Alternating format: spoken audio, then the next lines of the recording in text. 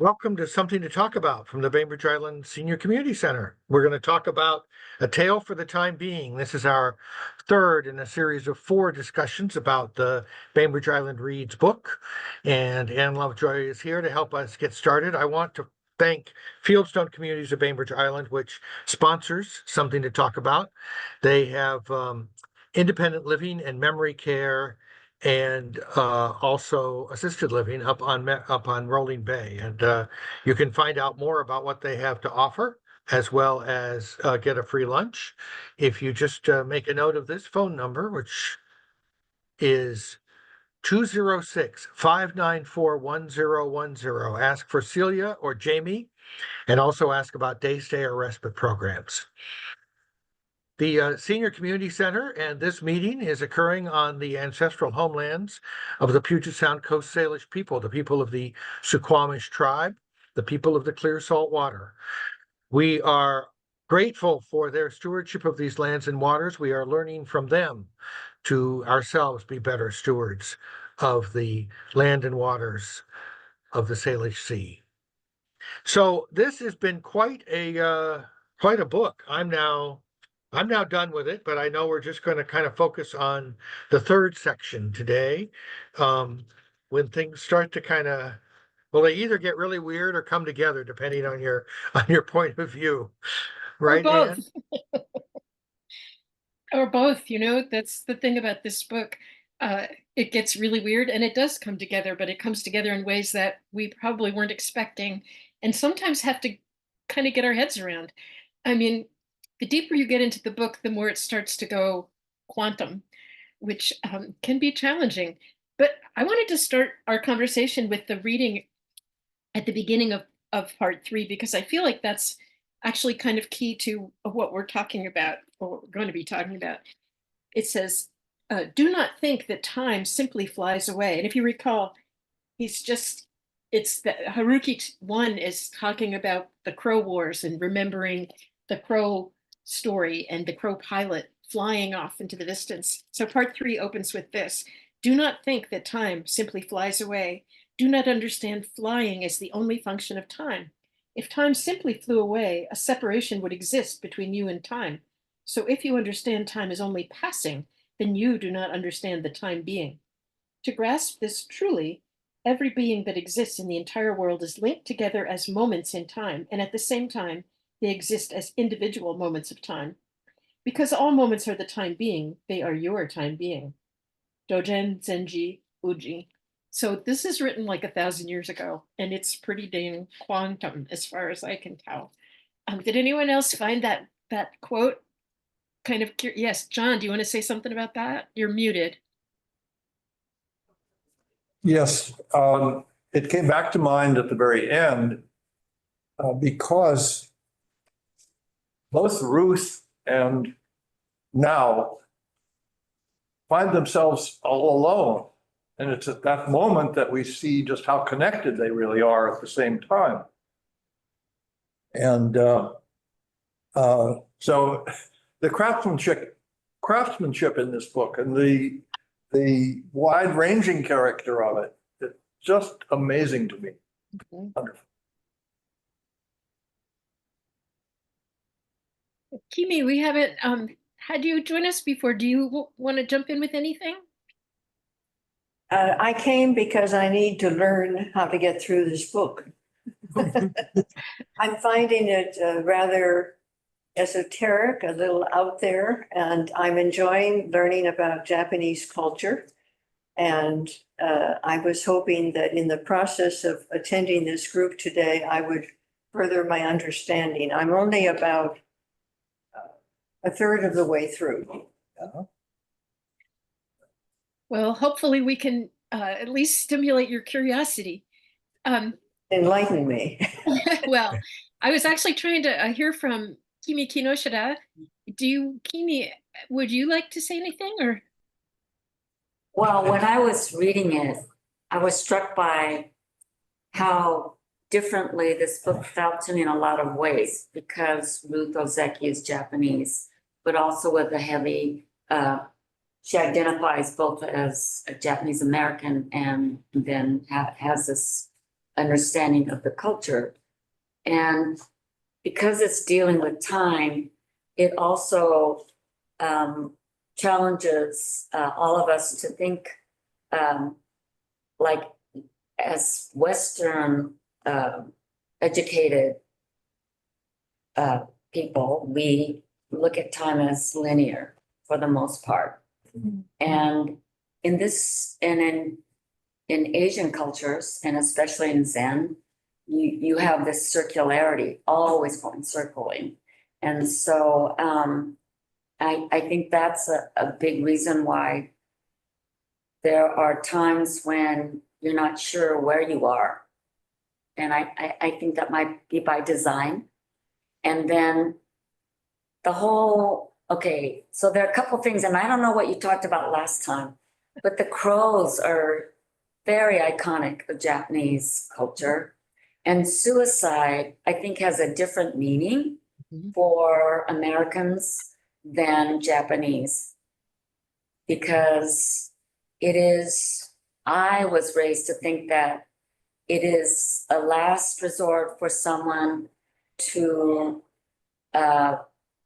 it is an honorable, actually,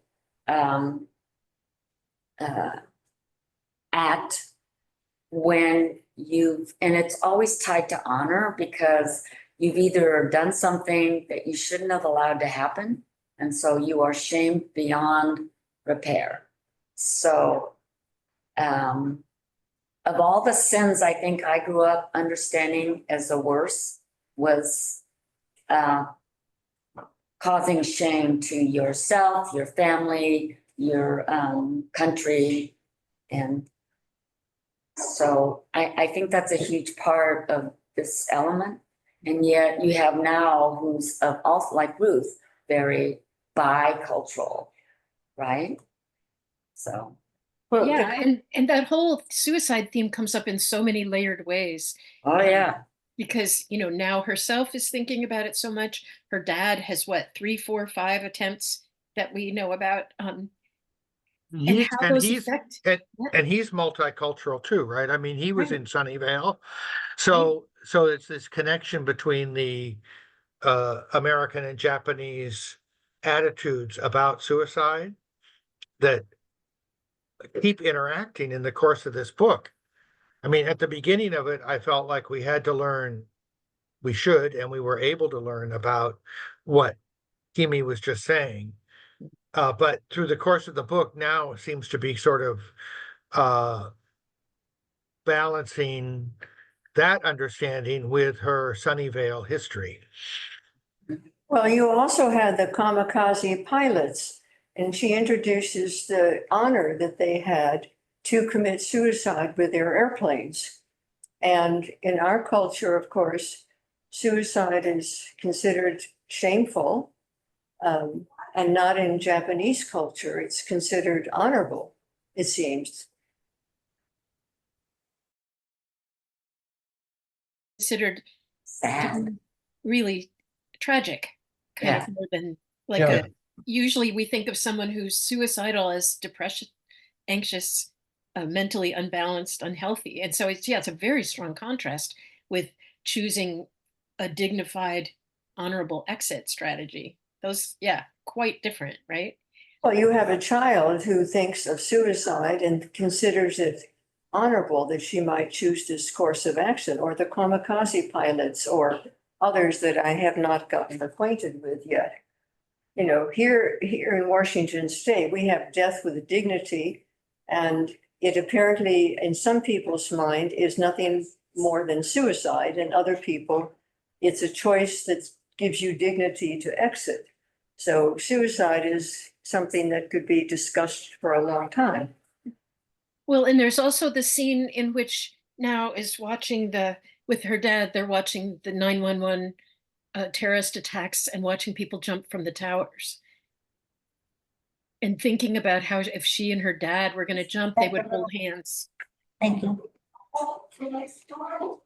Right? I mean, to me, that was a very poignant, quite fascinating glimpse of like how to look at a horrifying situation and find some kind of strength in it. Did anyone else notice that piece or have a feeling about it? When I think about the people jumping from the Twin Towers, it was not because they were suicidal, quite obviously. They were just trying to get out of the damn building. And there wasn't any other choice to exit. I don't think that is a comparable, frankly, that they jumped out of a building as opposed to people who choose suicide or suicide in the Japanese perspective. Those are at least three different levels or planes of experience. I have to say that I love this book. It's complicated. The character development is great. The cultural differences are terrific. I just could go on and on and on. That's why I'm here to learn. Yeah. Yeah. Thank you, Sheila. I agree with everything you've said. It's very complicated, and it gets more so Yeah. as we get interlacing all of these past and present and futures. And I notice in this section how the dreams become more and more, I'm not sure if I would call it magic realism, but the dreams begin to have more and more agency. Yeah. When dreams end up affecting what's going on in the hope, probably, maybe, the so-called present world, the present for now or present for Ruth, right? And I haven't finished it yet, but I can hardly wait. It was like a million times, the book club for here, the last one they had, I missed it because, and then I found out, I mean, I hated the book, just hated it. And then I missed it. I think it was kind of Freudian. Well, let's stick with this book because I think that's what, people who watch it later on are probably more interested in our conversation about Ruth Ozeki's book than maybe another one they haven't read. But again, some of the themes that keep popping up, like Kimi is right about the crow, the jungle crow, and how that's such a strong, what would you say, character in Japanese mythology and culture. It's also true for the West Coast, where they are in this book, right? So here they I are in love the Cortez. crows here. I have maybe 30 or 40 crows. I love them. And they take care of their babies. They stick together. They talk to me. They know when I come outside. If somebody dies, they pull them into the bushes, on and on and on. Oh, and do you know about that study they did at the University of Washington about the crows?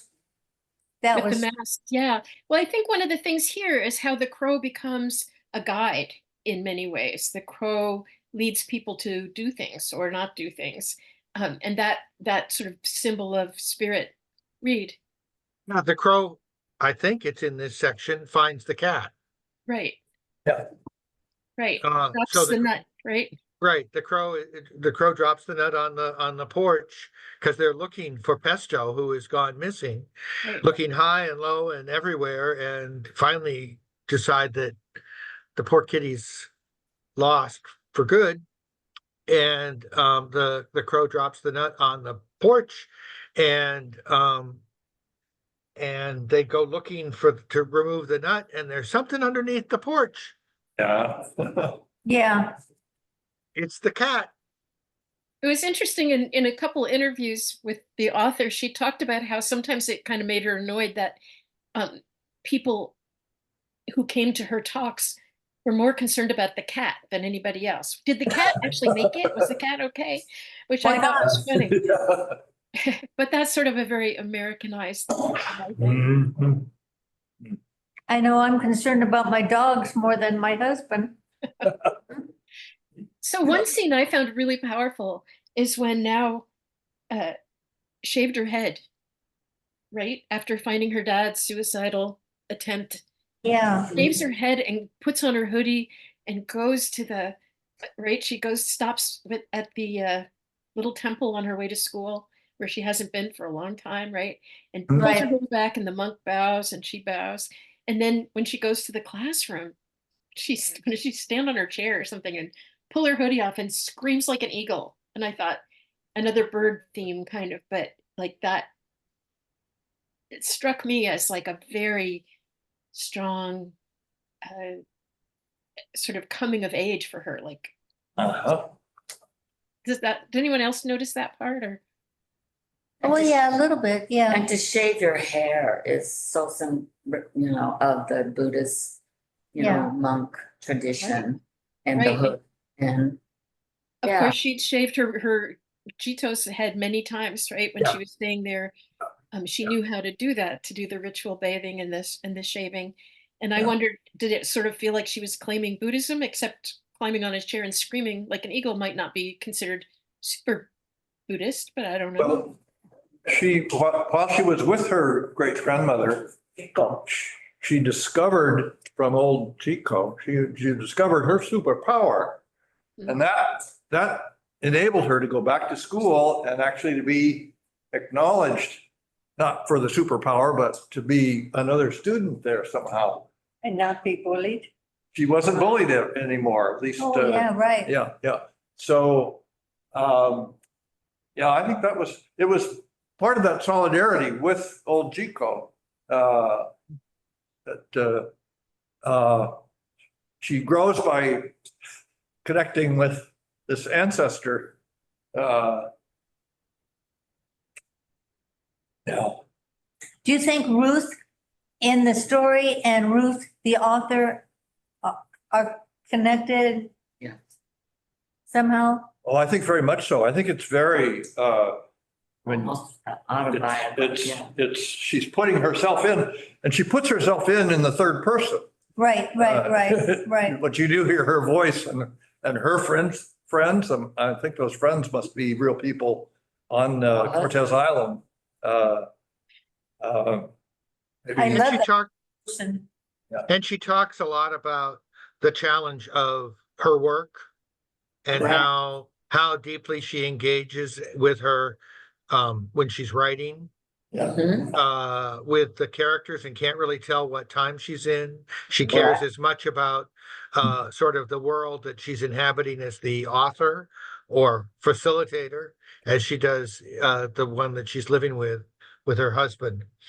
I'm a little then this is probably a scene spoiler or whatever for Edie, but now, of course, I'm going to go to a timeline here. I'm not sure exactly how this works, but she shaves her head, goes back to school. But is that also when she starts to hang out with the prostitute, with the pimp? Oh, Babette, yeah. Babette, Yeah, yeah. Oh, the Babette? Babette. Babette, yeah, there's Yeah. another woman's name. no, it is Babette, isn't it? Yeah. That's But not it's a real also- Japanese name, but Don't you think it's also right when she realizes that her dad is the person who was bidding on her panties? Yeah. Because Yeah. she knew And that the mo- she recognized this insect name. And Yeah. knew- yeah, the Yes. most esoteric way with a scientific name. Yeah. And then we don't know, we understand that because that's why they need the Ruth and the other people that are in the present to kind of explain, make those connections for us, because there's no way we would have had that piece of information. You might have, because there's been several mentions of the insects that he was folding, these super complicated Right, organic right. insects. But yeah, it's like when Oliver and Ruth have that spat about, wait, you are interested in the bugs and you're not worried about this child who nearly got raped and was emotionally raped. And Mhm. it's like, well, yeah, I mean, obviously it was her dad. She's like, what? I mean, that whole thing with like Oliver being more grounded. In a way, although it was Oliver who said it's so sweet that she's made friends with Babette. And she's like, no, that's not her friend, that's her pimp. Yeah, Yeah, yeah. And I know for a lot of people, the whole stretch of scenes where now becomes a bit of a kind of a prostitute is really disturbing. But I think that it's one of those things like we don't want to know this happens to kids, but it does. And she handled that experience with the man who respected her and didn't right, abuser. abuse her. Oh, he did, she's 16. And she was able to act out, put on his shirt, and she found another side of herself, I think, in that experience. So it was it could have been very different. To me, it felt like one of those classic strength in oppression situations where Yeah, you pull yeah. something out for the moment, but it's still horrendous. Yeah. Like she's what, 16 at that point? Yeah. Yeah. But I think that's- as we that's- discover more about the dad too, you start to shift because really she has seen him as a total loser all this time, right? Right. Mhm. Then you start to realize that he has a much stronger character and He's is just great as character. devastated as she is. Right? Yeah, when Sheila talked about character development, it's like your feelings about all these characters change a lot. Like my natural inclination to be protective of now because she's young and vulnerable, and yet she behaves in ways that are rude and difficult at times. And That's the her American dad, side. I mean, there's Nao, Now. Now, Yeah. Jinko, Yeah, Jiko. Jiko, I mean, the Haruki 1 and 2. two, and Ruth and Oliver and Schrodinger. Schrodinger. Yeah, we need to talk about the cat again. yes, a cat of a different color. Known as Pest or Pesto. The cat. Yeah. That's a different cat, however, but yeah, I mean, that theme of that starts to be where the quantum really takes over. Right, and I don't know enough about it, but clearly that was, it's a scientific explanation of kind of like what people experience in dreams and deja vu and all these other seemingly supernatural experiences, but they're not, and but I don't know enough about this Schrodinger to really understand what particle theory and quantum theory is saying about each moment can be, you own, that thing is just that thing the moment it's observed or measured, right? Mm. And then any side of that, all the possibilities that thing is going on. Well, that makes no sense to me. Yeah, well, I mean, it does in the sense of this book. Like, we don't know whether Now is alive or dead. We don't know whether she is in the tsunami or not. Yeah. And so at the point that we're observing that or thinking about that, in our head, both possibilities are there. Now, the way the book tells it, that's absurd. And so it's hard to get your head around. But the way we operate is in that uncertainty, which is the Schrodinger principle of uncertainty. We don't know which way it's going to go, and so we have to act as though either Everything is true. possible. But it's also that theory that, and this Schrodinger experiment was one of the early proponents of the, like, every choice splits another universe, essentially, right? Right, Everything that exactly. could happen happens, but we're on one leg of the trousers of time and they're on another leg, right? Or whatever you want to say, but that we don't, yeah, that all those decision points, it's sort of like when Jiko says you can snap your fingers all day long and you will have created however many thousands of opportunities to change, right? Mhm. I love how she documents the words we don't understand, the footnotes. Mm. Some of them, but some of them are very spiritual. They're very helpful, those footnotes. Yeah, absolutely. So the title, what is it? Which is it? A tale for the time being Yeah, they talk. or the time being? Right? Is it the, That's like the difference between waves and particles. is it? I don't know. Does matter, is the world waves or is it particles? Right? But Or is it both? Right? Right. And maybe it's just a tale for us because we're time beings. yeah, Right, Yeah. everyone is a time being. But I'm so intrigued Well- by the way Ruth starts talking about the urgency of the situation. Like she has to know what's going, as if it was Now's story was now and her now. And Mhm. as she gets more caught up in it, she's losing her connection to the now that she and Oliver live in, right? Mhm. And as a writer, you can sort of see, I mean, she does, like Reed said earlier, she does that does happen where when you're trying to write a story, you can go so deeply into it that you lose track of, wait, are these my neighbors or is this in my book? Who knows? I'm serious. That really, because you enter it, you enter that. Well, and world. we as readers do the same thing. It's Mhm. like, I want to know what happens to now. Well, remember toward the end, now is full of uncertainty. And she reflects on pretending that she has a friend to write to. Yeah, speaking to. And then she goes another step forward. The fact is, I'm all alone. This is what now feels like. And there's a pun in that. This is what now feels like. This is what now the character feels like. But it's like Ruth is being created by Now's pretending Oh, to have a friend. who's creating who? Who is creating who? When in fact, it is Ruth who has created Exactly. the book. Right, and I Yeah. think But that's her way of, Ruth as an author, her way of, yes. I mean, that's part of the themes going on, right? Just how creative fiction is, Yeah. developed and how hard it is, really. Could you also interject, there's a parallel now trying to write about her grandmother, right? At the same time, Ruth is trying to capture her mother's lost Mhm. memory when she died. I mean, all of these things are Yeah. sort of rolled into a. Remember when we were talking about what a tale for time being means? Yes.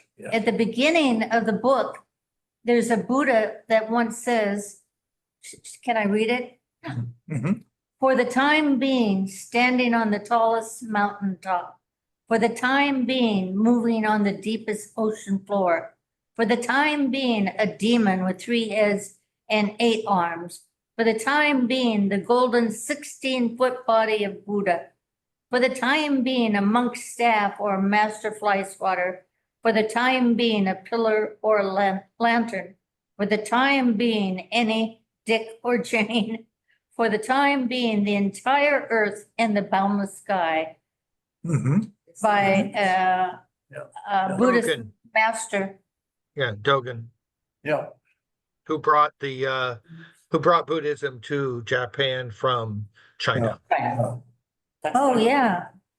We have our experience of the 3 dimensions, but time is the 4th dimension, and you have to think of those dimensions as like one another. Time is real in the same way that space is real. And without time, we wouldn't have space. They're all interdependent, right? Yes, Right.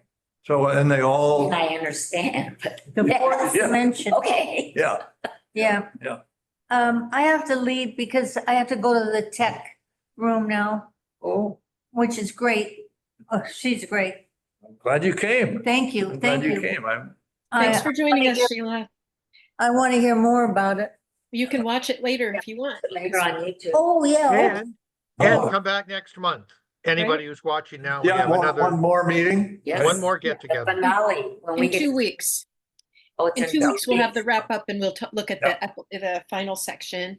But for now, one of the things I noticed was after that Oliver says to Ruth at one point, you picked a lemon in the garden of love. Remember that? Because I was thinking all this while, wow, she picked an incredible partner for her, somebody who pushes her in so many ways, but supports her in so many ways. Yeah. Someone who sees differently, perceives in the same situation, comes up with very different take on so many things. And I thought, wow, if that's a lemon, Yeah. right? Yeah, let me pop her up. I think he feels that way. I don't know that Ruth responds to him that way. They do, I mean, he must feel at some cases that he's not connecting because of course they are operating in sort of different ways. Planes. Yeah, yeah. Yeah. But when they do connect and when they do appreciate each other, it is magical, that's for sure. It seems like an uncommon pairing. Well, and what's I love is that, her real husband is Oliver, and her real husband is ethnobotanist and does exactly all this experimentation with the Neo-Eocene and all that stuff. And he encouraged her to include as many details of their real life and their real community as possible to give it that grounding. So a lot of that is true, right? And I love when he says, oh, those people from the Neo-Eocene, they want everything yesterday, right? Like Right, his group. everything he says has all these layers to it that are very, really thoughtful. And so, like, that relationship is shifting, right? Mhm. Now's relationship with her dad, definitely shifting. Her relationship with Chico, but I don't really see much of her mother in this. No, she's, Right. Well, it does seem like, I mean, I can't remember whether it's in part 3 or 4 that they go back to there's somewhere where it turns out that they take her mother some of the something from the free store, or Yes, yes. can anybody help me with that? Oh yeah, that's Ruth's mom. Yeah, that's who I meant. That's who oh, you're yeah. talking about. I was talking You're about Now's mom, but yeah, Now's that mom. there's quite a bit about Ruth's mother, really, but indirectly through her relationships with like Benoit, who's a free store guy, right? Right. Mhm. And some of the other neighbors who remember her fondly and And I remind feel her- like Ruth's view of her mother changes through the course of the book. trying But to yes, write a memoir, right? but Now's mother, yeah, is interestingly a very tangential character. Brett, she's not memorable and I mean, someone has to bring home the bacon though. Well, it Or struck not. me that Now's mother plays the role that most dads would play in Yes. America. Correct. Yes. Kept working overtime. What? In the third part, they were saying the mom wasn't around because she had to she was working overtime to get more money. Right. Right. Mhm. And probably being female makes it even more mandatory that she do that. Well, Nell's mother encourages her to share these letters with her father. Mhm. That's a key part, Now is kind of quarrelsome toward her mother. But she comes to understand that there's love Actions. with all of them, and she just needs to acknowledge these relationships and make use of them and that does finally happen, I think. Her father comes out of his shell, certainly. And are we surprised when we discover much more about the father? Like, I remember the first time I read it, I was like, oh, wow, that really changes my Yeah. mind about who he is. Exactly. 180 degrees. Yeah, for sure. I think I haven't gotten there yet. Yeah, Oh, yeah, yeah. yeah. I'm still No, yeah. way before that. I was Both hoping- Harukis do this.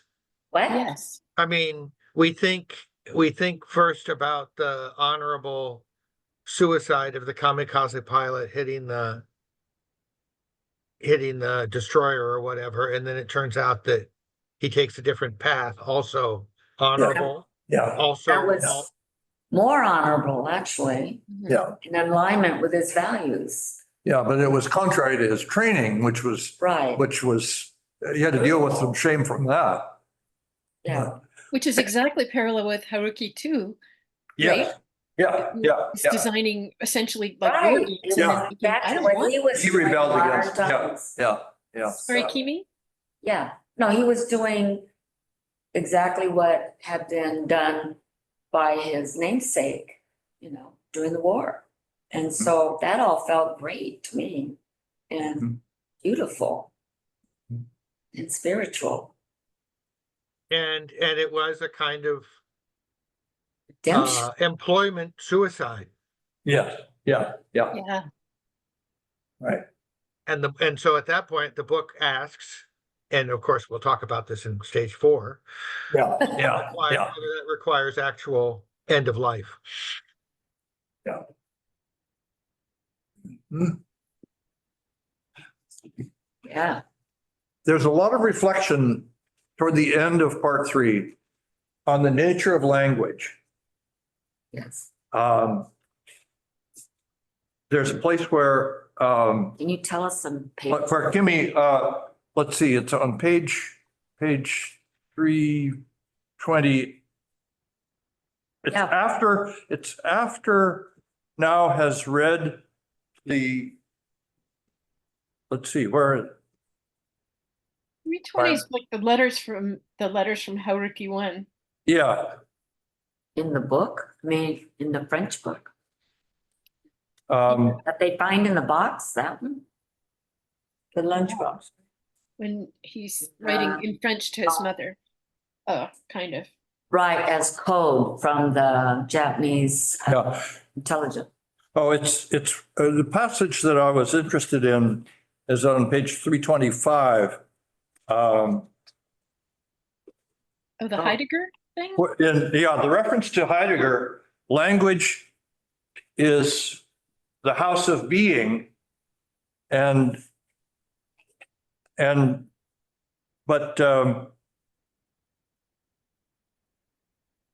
but Martin Heidegger's labyrinthine Teutonic chambers I find exhausting in my present fevered state of mind, and what draws me instead are the quiet, empty rooms of Dogen. In between the words, Dogen knew the silences. That's reflected in the art too. Yeah, yeah. The absence. of- Yes. And then there's a passage later on between Oliver and Ruth, pages 345 and 46. Oliver says, think about it. Where do words come from? Mhm. They come from the dead. Yeah. We inherit them. Interesting. And Cortez was called the Island of the Dead. Yes, that's another connection. That's right. That's Right? great.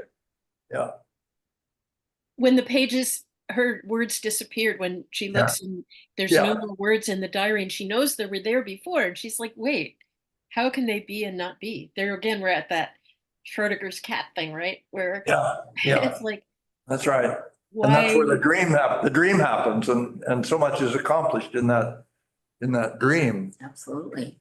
Uh, They're pivotal points in the Yeah. story. I think when I started reading this, I thought it was the tale about finding the lunchbox and then finding whether Thou is dead or alive.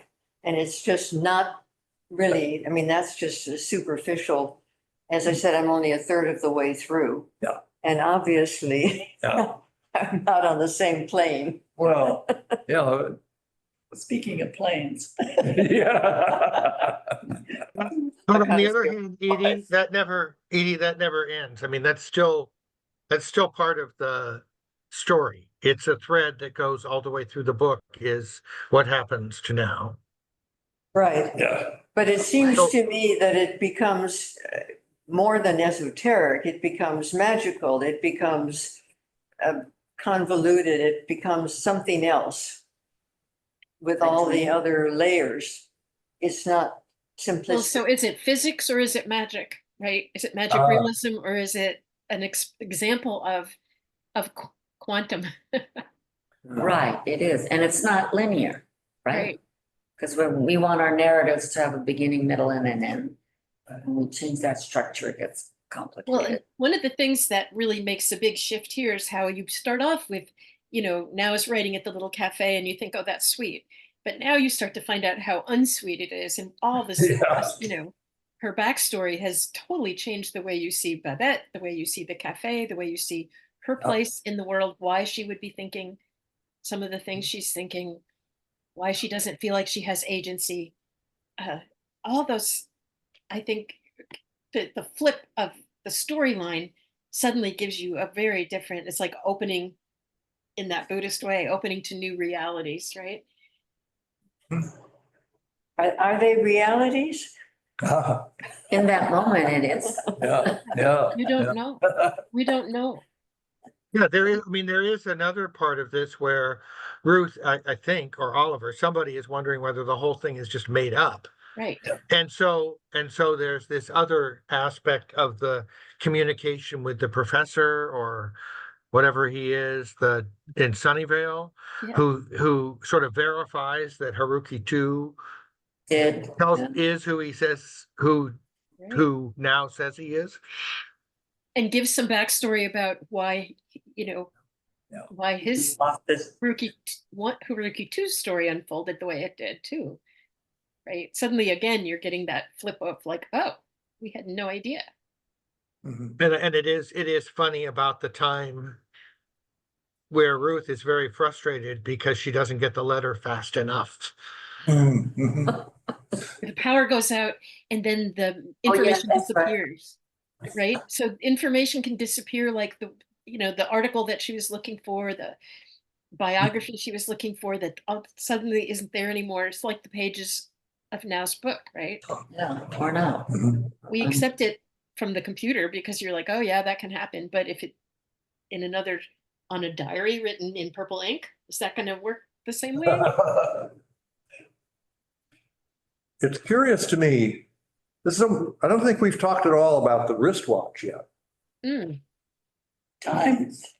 Yeah. That wristwatch, it's not a character, but it ties an awful lot together. Mhm. Going round and round and round as it does and being wound up every day. Yeah. Is it a Timex? Well, and there's It doesn't have a battery. It has it has a stem to wind it up. a stem Yes, to wind it up. and it Uh, isn't running when Ruth finds it. Yeah, but Couldn't how be, does she get right? it? Yeah, She winds it up again. yeah. Yeah, That's right. there you go. Uh, All these things we. there's no explanation for why the wristwatch ended up in the book, in the lunchbox. It was the most Or valuable. how did Haruki 1's letters get to the mother, let alone into the lunchbox, right? Well, we gotta know that because they were stuck. yeah, But yeah. there's no indication of how he smuggled those out to get mailed to the mom, because they certainly wouldn't have passed the censors. Right? So are they real? Are they Well, I think that's the quantum multiplicity of worlds working. right? There's a world in which the story gets discovered Yeah, of it, yeah, and we inhabit that world with Ruth. yeah. For the time being. Yes, yeah. For the time. Because we are time beings. Yeah.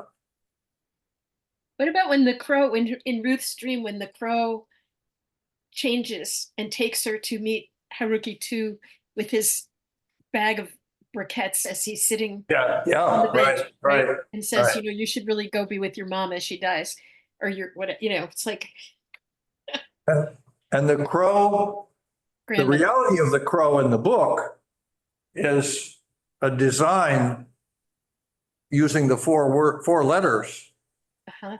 of the name.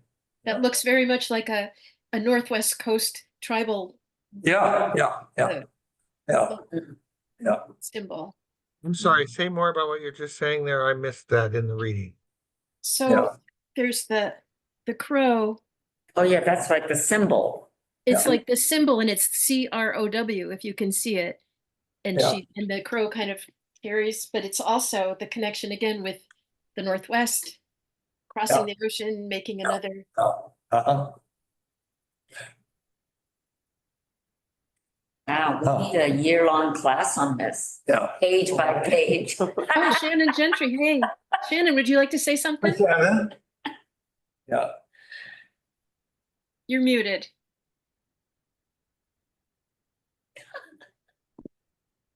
Get it. Is it controlled by Reed? No? No.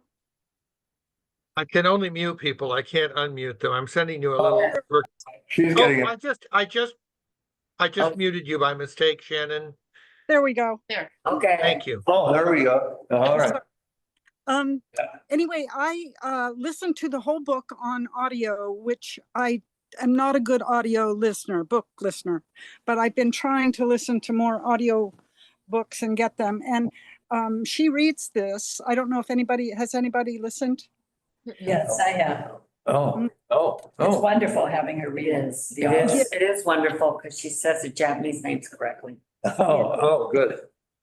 Anyway, I got excited about it, and then I realized in the very end she said there were some drawings, and that's why I'm speaking up in the book, and that you couldn't see in the audio. And so Oh. Patrick brought a book home for me, and I've been taking a Have the look book at. too. I was, No, there aren't any other drawings. Just that crow. Just the Well, crow, There's the drawings at the beginning of each chapter. I don't right, think. Yeah. of each section. Yeah. Of waves and or clouds or angels, whatever you want to think it is. I was wondering if the hardback had any other drawings in it. I've got a hardback and I'm looking, but I don't remember any others than that. Oh, well, Oh, there, yeah. Oh, That's that's, right. Ah, yes, you're right. Yeah. what is the letter O's? There's What the page is that? family tree. Ooh. Yeah. What page? family tree. I'm sorry, where, What I- page I- is that on, the ooze? I don't Anyway, know. I love joining the discussion, and I'll try to come for the end. And I'm actually might read section 4, from the hard copy. I just think you get so much more when you read the words and that talk about John's little mention about words and where they come from. But I find this, I always find books with, when people do stream of consciousness in somebody else's mind, a little awkward. I always find it a little awkward to have teenagers know so much and children know so much in a way. I mean, she's really good at it. But that aside, it's been wonderful, especially in the relationship of Buddhism and the time issue. And well, it's all been wonderful. It's all actually been wonderful. The We did, history of it. we did talk about the language that now uses. Mm. I thought it was She's very, obvious, yeah. How does Ruth do now's voice? Oh, like, well, the In the audio. sentence structure is very different when now speaking. It's very Yeah. and and so it was very believable. And she had kind of an angst to it, which was also part of Yeah. her developmental stage, as well as what she was feeling at the time. Which was a and lot I have a very verbal grandson who makes me believe that a 16-year-old version of him could talk like this. Oh, absolutely. Absolutely. My 11-year-old grandson talks like this already. Yeah. And it's incredibly analytical. And Yeah. there's other pieces to this, like there's that in another context, we were talking about the fact that in America, teenage suicide has risen explosively in the last 2 decades. Mhm. And this book was written in 2014, I believe, or 13. And so we've seen like 67% increases. Crazy. So kids are confronting all kinds of things that they don't necessarily have the resources to handle. Kids are exploring worlds that we didn't even imagine. So I don't find that part hard to follow or hard to swallow, I guess. Yeah. Yeah. I wish I could. But Yeah. that's not, that's, Maybe it is my wishful thinking.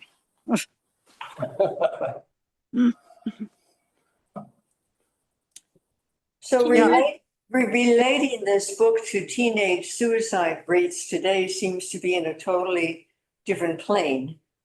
We are not, Mhm. then you need to return to the book.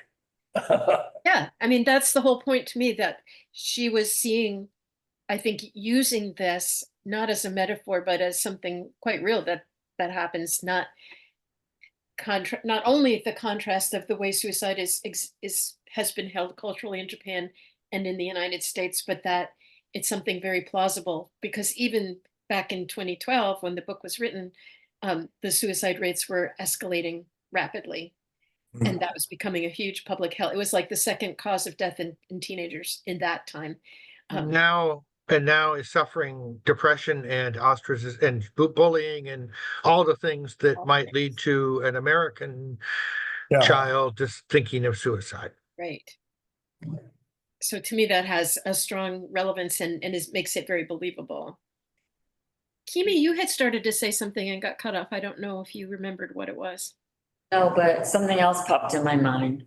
That is that Japanese, because it's such a homogeneous, right? They don't let other people from other countries become citizens.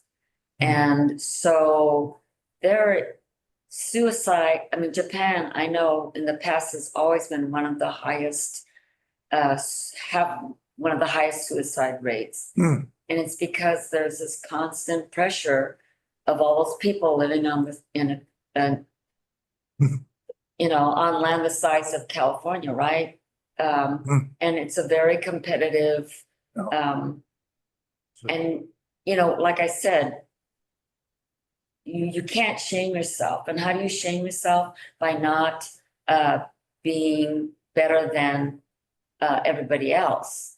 And by better, I mean better educated. And, that's why it's so competitive. And they're not like our schools where you cannot print a rank order of test scores. Well, they do that for every test score. And the high stakes one can be devastating. So, and for Amanda Lewis's job, a child to not do well in school, pretty much washed up. So, suicide isn't uncommon in Japan and has never been uncommon. Oh, there's that part in the book where Ruth's in her dream and she's sort of traveling and she gets to that forest by Mount Fuji where all the men are hanging from the trees and it's a real thing that happens. There's a place called, I think, the Dead Man's Forest or something like that, where men who can't take the pressure of their work go there to commit suicide by hanging themselves from trees. And she sees the feet hanging in the air, all the different sandals, and then she's like, no, this is the wrong place, and switches gears and goes to find Haruki 1, I think. But I remember thinking, like, she's that connection of suicide. Oh, this is when they're celebrating the Hungry Ghosts or whatever they're doing. Yeah. I don't remember that, but Oh, well, maybe it could be part 4. Oh, maybe. Because that's where somewhere in there is where they come together with. Anyway, we're almost out of time for this get together. for the time being anyway. Yeah.